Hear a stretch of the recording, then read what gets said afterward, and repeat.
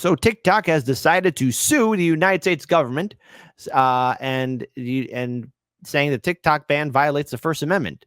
So let's go ahead and talk about this, because this is something I have been saying is going to be happening.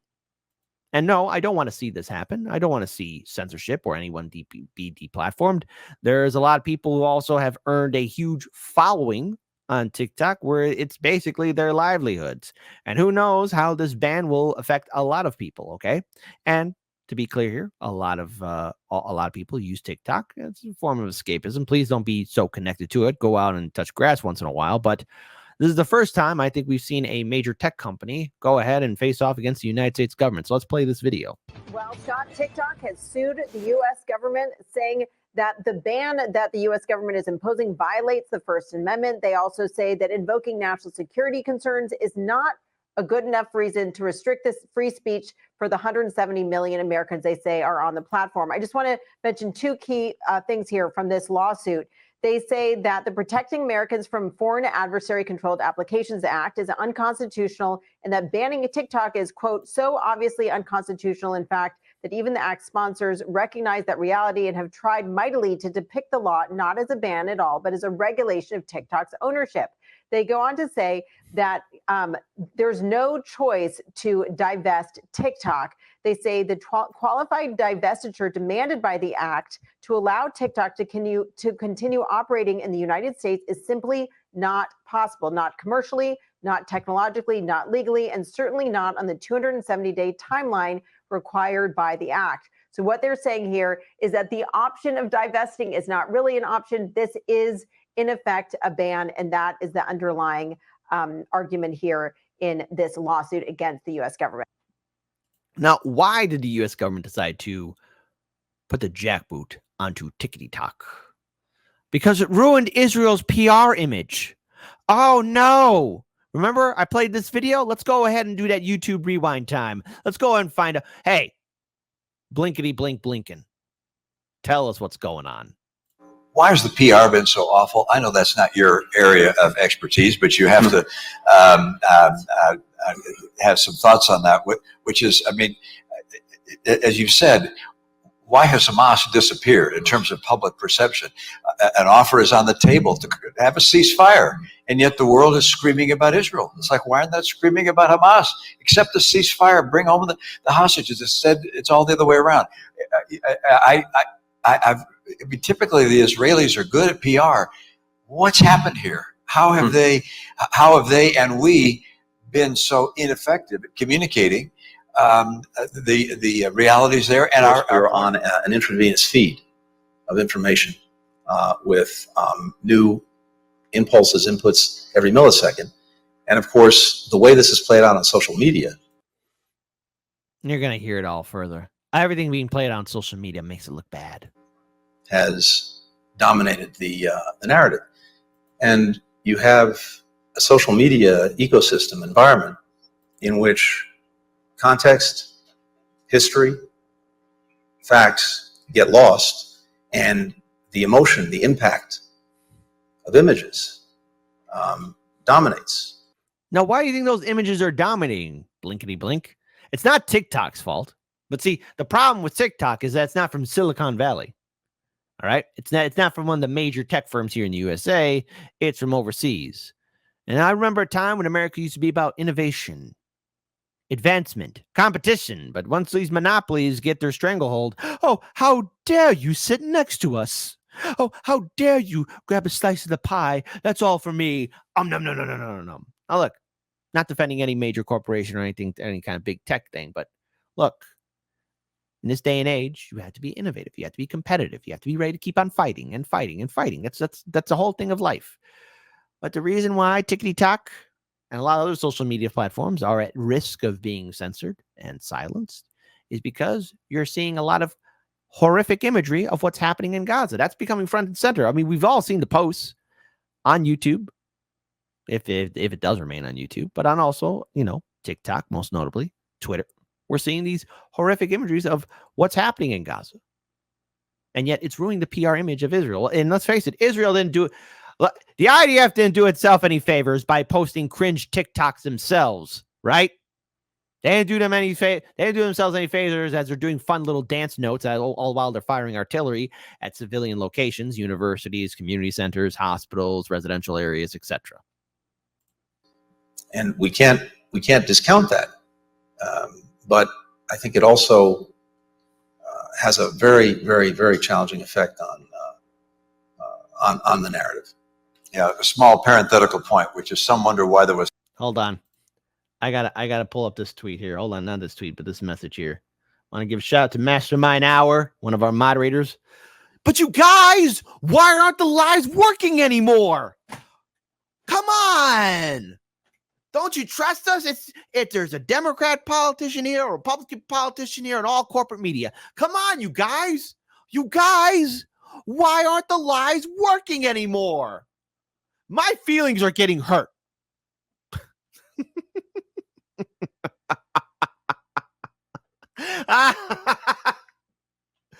Oh, that's great. Mastermind Hour. Keep at it, man. Keep at it. But you guys, why aren't the lies working anymore? Here, let's listen to this guy cry again. Dominates. And we can't discount that. But I think it also has a very, very, very challenging effect on the narrative. Yeah, a small parenthetical point, which is some wonder why there was such overwhelming support for us to shut down potentially TikTok or other entities of that nature. If you look at the postings on TikTok and the number of mentions of Palestinians relative to other social media sites, it's overwhelmingly so among TikTok broadcasts. So I'd note that's of real interest, and the president will get the chance to make action in that regard. Wow.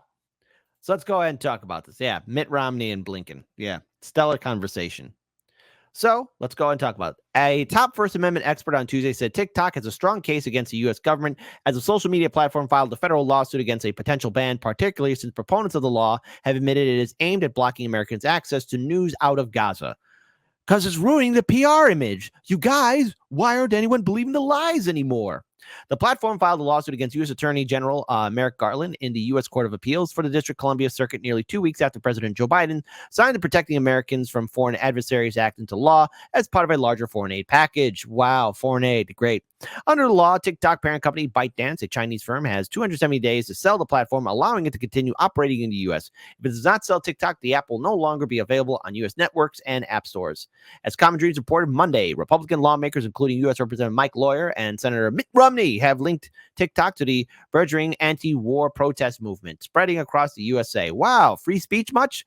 With the latter saying in an interview with Secretary of State Antony Blinken last Friday that there is such overwhelming support in Congress to shut down TikTok because of the frequent posting of Palestinian-related content on the app. You guys, why aren't anyone believing our lies anymore? Shout out again to Mastermind Hour. That is pure gold. Restricting citizens' access to media from abroad is a practice that has been long associated with repressive regimes. So it's sad and alarming to see our own government going down this road, said Jamil Jafari, executive director of the Knight First Amendment Institute at Columbia University on Tuesday. TikTok's challenge to the ban is important, and we expect it to succeed. The First Amendment means the government can't restrict Americans' access to ideas, information, or media from abroad without a very good reason for it, and no such reason exists here. The fact that some legislators have acknowledged that the ban was motivated by a desire to suppress content about the Israel-Gaza conflict will make the law especially difficult for the government to defend. The law sponsors claim it's not a ban because it offers ByteDance a choice: divest TikTok U.S. businesses or be shut down. Jackboot of censorship much? Reads the lawsuit, but in reality, there's no choice. The qualified divestiture demanded by the act to allow TikTok to continue operating in the United States is simply not possible, not commercially, not technologically, not legally. Even if selling the app within the time frame was feasible, added TikTok and ByteDance, the law would still be an extraordinary and unconstitutional assertion of power, ultimately allowing Congress to circumvent the First Amendment by invoking national security and ordering the publisher of any individual newspaper or website to sell to avoid being shut down. Let's read that again. Circumvent the First Amendment by invoking national security and ordering the publisher of any individual newspaper or website to sell avoid being shut down. You know what that means there? This is how independent media and a lot of other people who support free speech will be silenced. You think it's only going to end with TikTok? No. No, it's going to go to YouTube's and it's going to be turned up to 11. It's going to go to X. It's going to be turned up to 11. It's going to go. It's already on Facebook. Let's be clear about that. I mean, there was a time when Hardlands Media used to post on Facebook. Not so much anymore. Instagram, all of it, all that stuff. I mean, hell, look at the amount of suppression that's happening towards Rumble. Rumble has been doing its job, and yet we're seeing this massive wave of censorship too. We're also seeing how other platforms are getting censored.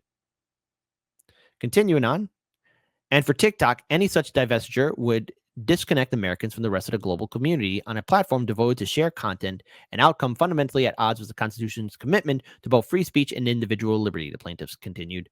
The Philadelphia Inquirer on Tuesday, columnist Will Bunch noted that about a third of Americans between the ages 18 and 29 get their news from TikTok, according to a recent Pew survey, as Romney openly stated he fears last week. Yeah, well, let's face it. Young people aren't tuning into CNN and Fox News and MSNBC. You think young people are going to do that? No. They're going to go on their smartphones, okay? It is what it is. No one's sitting down watching the good old TV. Oh, gee, I wonder what Rachel Maddow's going to say. Oh, hey, there's Wolf Blitzer. There's Morning Joe. You got to trust them. No. No kid is going to do that, all right? Millennials, hey, we started that trend. Then there's Gen Z, and the next generation. You think they're going to be watching cable news, any kind of that stuff? No bueno. So as Bunch wrote, during the war in Gaza, most mainstream Western journalists have been blocked from entering the war zone. The best source of real-time information is often the phone of airstrikes and their aftermath, either shot by Palestinian journalists, more than 90 of whom have been killed, or civilian bystanders. Look, there's disinformation about every issue on social media. It's a serious problem. I'm a clueless boomer myself. Don't say that about yourself, buddy. You're a boomer. Be proud. I'm a clueless boomer myself about TikTok, but I do spend way too much time on X and Twitter, and I can tell you exactly what is radicalizing young people about Gaza. The reason why so many under 30 folks have adopted the Palestinian cause isn't disinformation from Hamas or China or anyone else. They've been radicalized by the truth. Daily videos of young children, some of them bloodied, some of them already dead, covered in dust, and targeted by 2,000-pound dust bombs made right here in the good old US of A. If the real motivation for zapping TikTok from your phone is to silence legitimate political speech just because a lot of members of Congress don't like it, wrote Brunch, then this bill is the worst attack on the First Amendment since the government was sending World War I critics like Eugene V. Debs and Kate Richards O'Hare to prison more than 100 years ago. The more things change, the more they remain the same. When I say we got to keep our heads on a swivel out there, folks, we got to. The censorship is all too real, and if you're not worried about it, you should be concerned. What is happening to TikTok? Look, I don't use TikTok, but TikTok has a right to exist. And to the American people, especially the young people, ages 18, 29, right, like using TikTok, then it should be their right to enjoy it, okay? But the reason why TikTok is getting that jackboot to the neck is because Congress, which is owned by AIPAC, by the way, hey, I played this earlier, but I want to share it again. The reason why Congress, the Senate, I just want to point out 12 Republican senators. See, vote blue. I could be mean to Republican politicians too, but also Democratic politicians are owned too by AIPAC. But look, you got politicians owned by AIPAC, influenced by other pro-Israeli groups, and as good old Mitt Romney and Blinkety Blinken has stated, that Israel's PR image has been hurt drastically on TikTok, and now they want to silence TikTok. Oh, their feelings got hurt. Well, gee, by the way, senators and congressmen and women owned by AIPAC, Israel's not helping out its cause when they even post some controversial imagery on TikTok. Because they've done that too, So, to these politicians, how dare you try and destroy the First Amendment? How dare you try and censor and suppress anyone? I've got my criticism of all these social media platforms, but the last thing I want is the good old government walking on in, telling us what we can and cannot see, what we can and cannot speak about. When I say that the censorship is going to get real, this is it. This is what it looks like. This is how it gets started. And it's not just Republican politicians. It's also Democratic politicians, too. As the great George Carlin once said, it's one big club, and you ain't in it. Stand for free speech, now more than ever.